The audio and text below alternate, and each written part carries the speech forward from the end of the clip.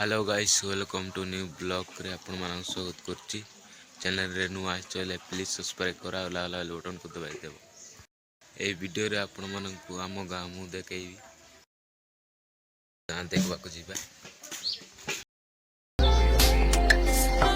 बापू किसान है सब ते अलग छोरी अपनी पहचान है। शहर वाले देखे होगे छोरे तूने सारे, हम गाँव वाले छोरे दी खुद दी पहचान है। खेतों में जाके देख हरियाली मेरे गाँव की, तो भाएगी ना हवा तुझे कहीं और बाहर की। शहर से अच्छी मेरे गाँव दी गली है, मेरे गाँव दी गली विच बसते बजरंग बली है, बजरंग बली है।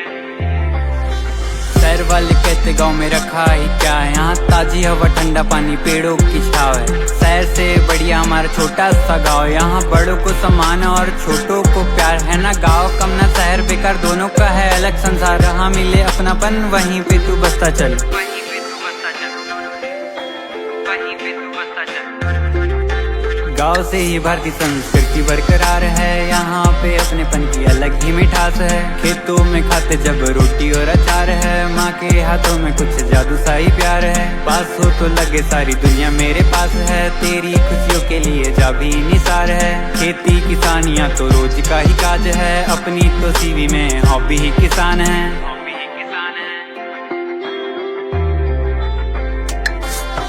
बापू किसान है सब ते अलग छोरी अपनी पहचान है। शहर वाले देखे होगे छोरे तूने सारे, हम गाँव वाले छोरे दी खुद दी पहचान है।